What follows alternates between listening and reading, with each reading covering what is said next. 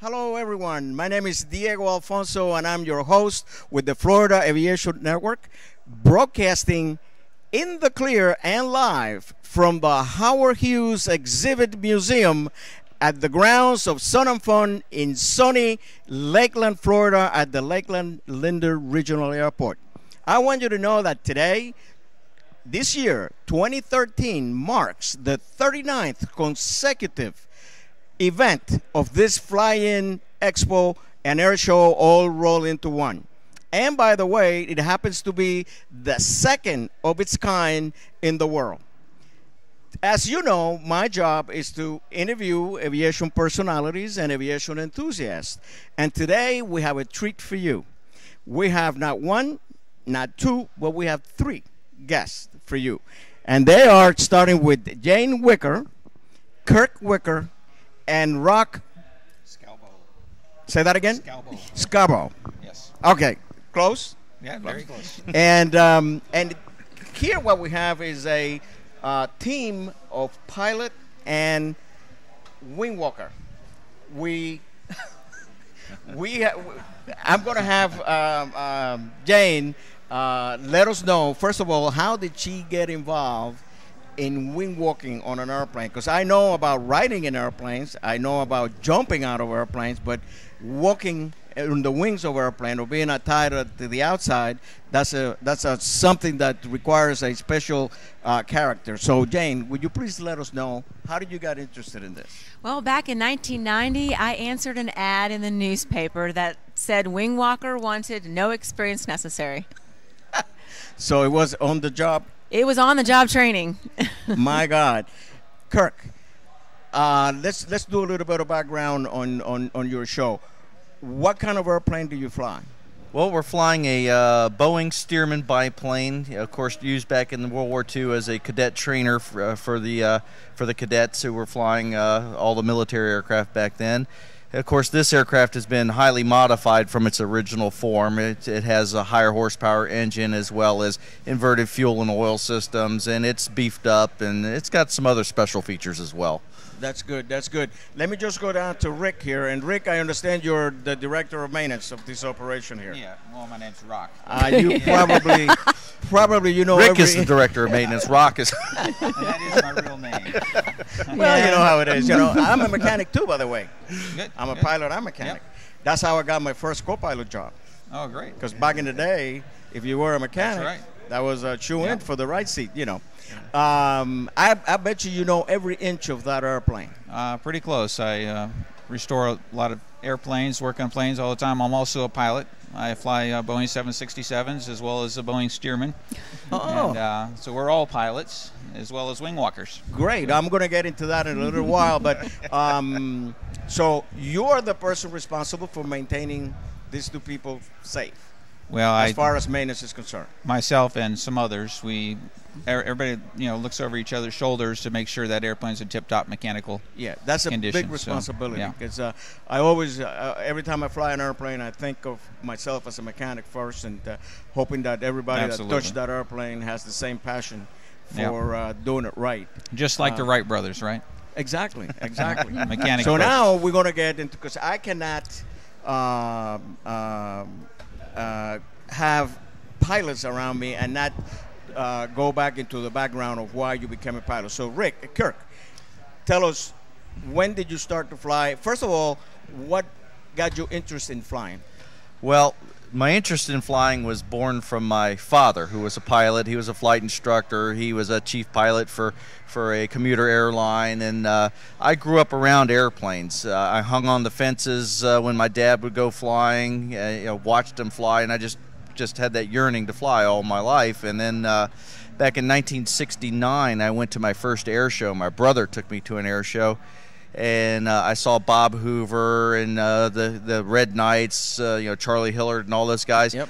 And I just wanted to be an air show pilot from that moment on. Those were my heroes, and as to the point to where even in my yearbook, it was most likely to become an air show pilot. That's what I was designated as, and it just took off from there. I love aviation. I love to fly. Anything and everything that I can get my hands on, whether it's from the J3 to a P-51, I'm happy. And where did you learn to fly? My father taught me to fly up there in Virginia, and I learned in little Cessna 150, and it's the hope that my children will someday learn to fly, but I'm not trying to curse them with aviation. Yeah. So Yeah, I'm in the same boat. Yeah, but I've got one son. Hopefully, he will be learning to fly, and hopefully he'll end up with the J3. Yeah. Well, I have two boys. One, I never pushed them one way or the other. One was a born pilot. He flies right now for United. He's a 737 captain. The other one, he likes boats. He doesn't want anything to do with. But the curse continues, because now I have a 16-year-old granddaughter that I think gave us the first indication that a pilot might be in the making. So I'm back to square one, because I'm also a flight instructor. I taught my son how to fly.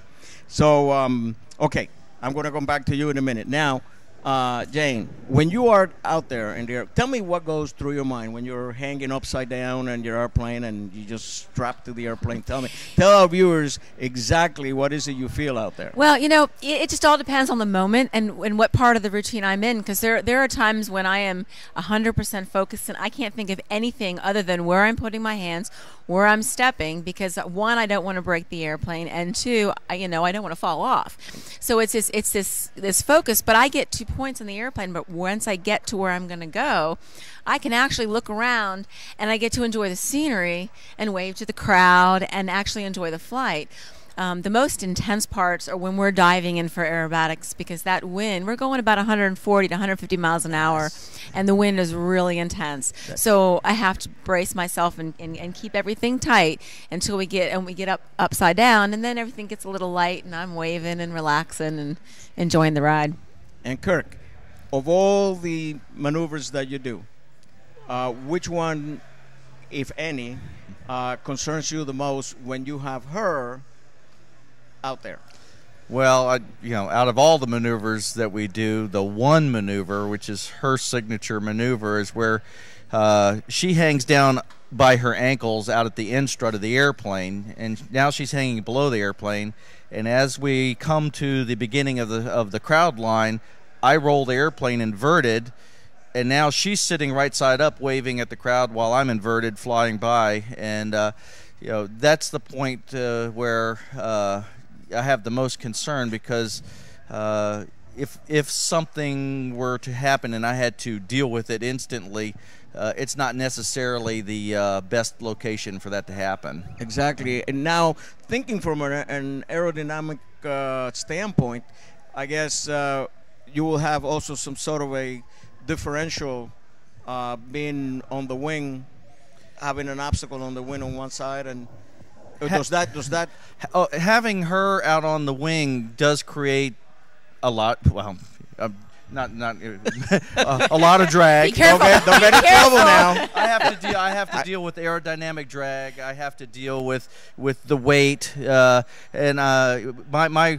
right leg and my right arm probably get a lot stronger during air show season, because I have to carry a lot of right rudder and a lot of right aileron as she goes out on the left side. The further out she goes, the more control input I have to give opposite to counteract for it. Sure, because I'm thinking if you have that drag created out there, and I mean that from a scientific standpoint, exactly. And I'm not going to go any further on that. But I always thought about that and never had the opportunity to talk to the pilot, and if that really creates a little bit of a concern or a situation. Yeah, yes, it does, and it's something that we both because she knows, because she is a pilot, she knows what she does affects how the airplane flies. So we have to have a good communication between the two of us. And really, we do have hand signals, but we've been doing this for so long together that we can kind of look at each other and I know. can tell by his eyes. Yeah. We can look right in each other's eyes Yeah, and know it's that exactly you develop what's going on. that sixth sense Yeah. where you don't really need to talk. A lot of times, when she's maneuvering on the airplane, I'm setting up for the next pass. It's my job as a pilot to make her look good. She's the performer. She's the star. Right. I'm just the hired gun who flies the airplane. And so when she's maneuvering, I'm getting set up, and I have to let her know, okay, we're in position. You can go ahead and move now. We want the crowd to be able to see her actually get out of the airplane and walk around the airplane. She's not a wing rider. She's a wing walker.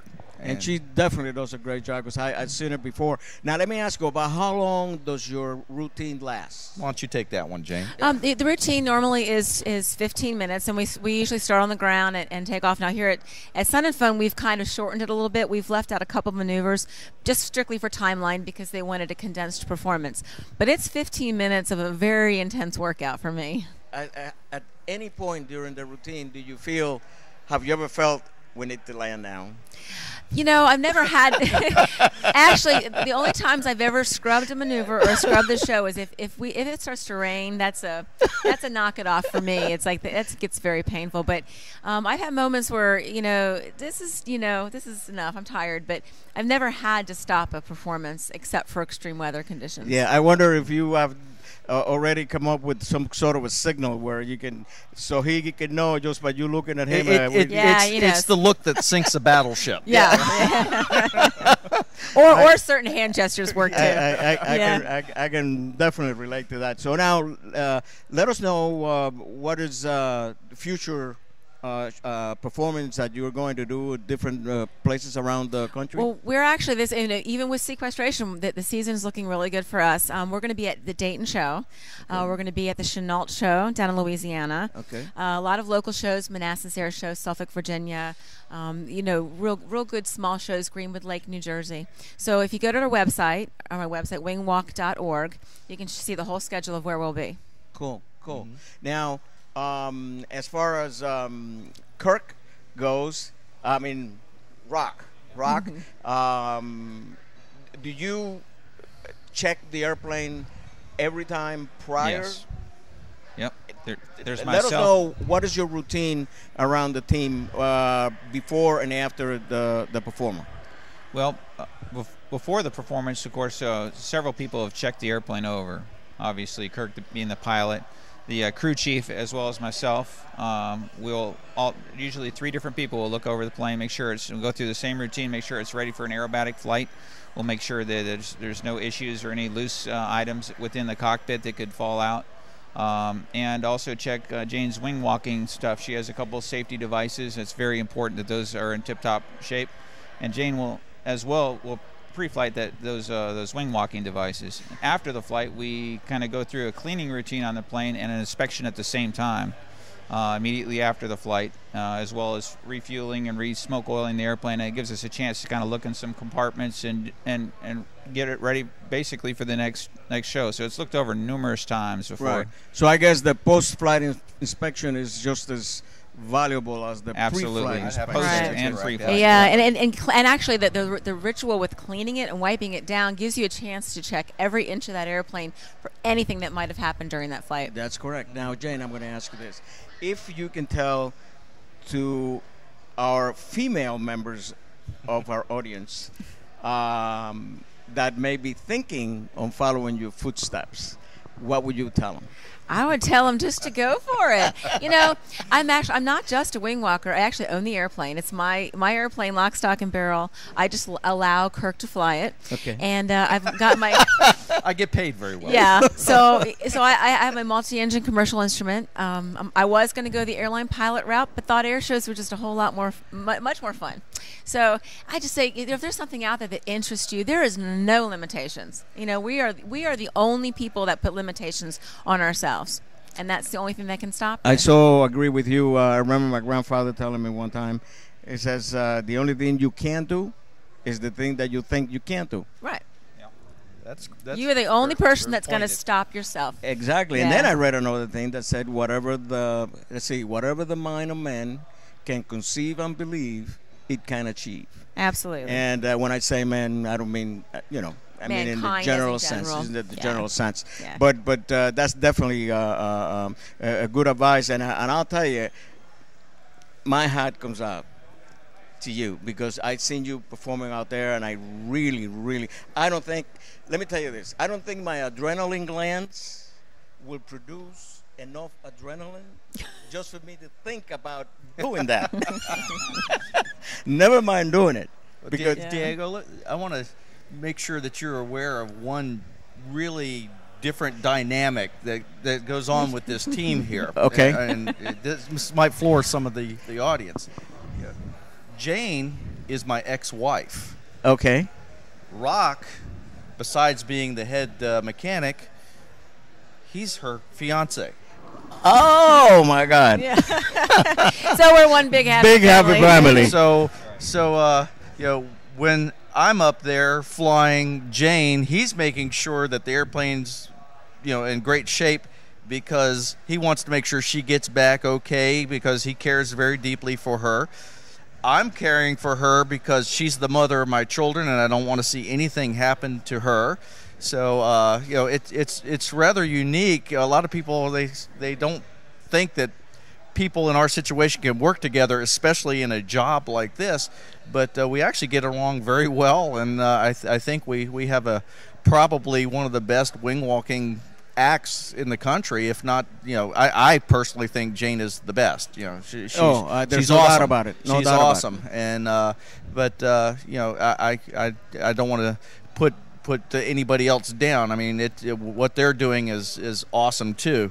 But Jane, she really puts something out there. Yeah. Puts a little bit more out there, and the public really sees it and they appreciate it. It blew my mind with the first time I saw when you went like this and then just sitting on the on the wing. That's definitely a mind getter. I mean, it just blew my mind right there. But it's funny how a common goal sometimes kind of overrides everything else. Mm-hmm. And I guess the common role here in this trio is the performance. Is to come out here, perform. We're all the best at what we do, and we love what we do. And personality-wise or personal issues aside, it's like that's past. And this is a great example of you can get along, you can work together.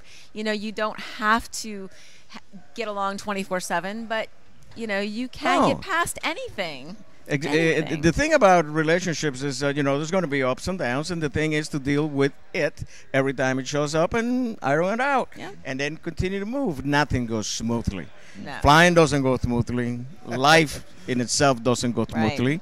Absolutely. But I think the common goal is what really unites us. And this is a perfect example. This is just 3 people, but this could be extrapolated to a company, where you have 100 different people. Mm-hmm. If those goals are not in sync, they're not going to go anywhere. Right. Whether it's 3, 4, 5, 6. Business is business and personal is personal. If the common goal is to make the business work and be successful, we all have that same goal. We want to give the best show 100% all the time and make the crowd feel like, wow, I just saw something that I may never see again. That's awesome. And I've heard that. Mm-hmm. I've heard that. 'Cause see, you don't hear what people say in the crowd unless you are in the crowd. Absolutely. And I've seen that kind of reaction where people just in awe, to see that and do you hanging upside down and all that. However, we have come now to the end, unfortunately, of the interview. And is there anything else that you would like to say before you part? I would just like everybody to come out, either here at Sun and Fun or any show, support the air shows. We don't need the military. They're great to have. We miss them. But there is so much diversity in the aviation community and with air shows that this is back where it started. We got wing walking, we got aerobatics. There's so much out here. Go to your air show. See it live. Kirk. Well, same thing. I mean, it's just a pleasure to be here to perform at Sun and Fun 2013. and all the parents out there who, when the kids are building their little model airplanes and stuff. My mom, she turned me loose. She screamed and yelled about the dope and all the paints and stuff, the smell of it. But encourage them. They can grow into an aviation career, whether it be flying for an airline or working as a mechanic. It's a dream, and encourage it. Rock, I think I heard you say that you fly for the airlines. I do, yes. Oh, and tell us a little bit about that before we close. I'm a first officer on a 767 for United Airlines. United? Yes. My son flies for United. Yeah, I heard He's that. based out of Newark. I'm in Newark as well. No kidding. Yes. Well, his name is All right. Junior. I'll look for him. So Yeah. you're probably going to come up to him sometime, or maybe you have flown together at some point. There's a lot of us. You never know. Yeah. Well, anyway, we have come to the end of the show, and I tell you, time goes fast when we're having fun. I really wish that this trio remains together so you can continue giving us the beautiful performance that you do, and of course you are also responsible for it. So I wish you all the luck in the world, and you have a great performance here in Sun Thank you, Fun. Diego. Thank you, Diego. Thank you. And for you out there in TV land, you stay put. You hear? Because we're coming right back with some more good information that you really don't want to miss. See you in a little bit.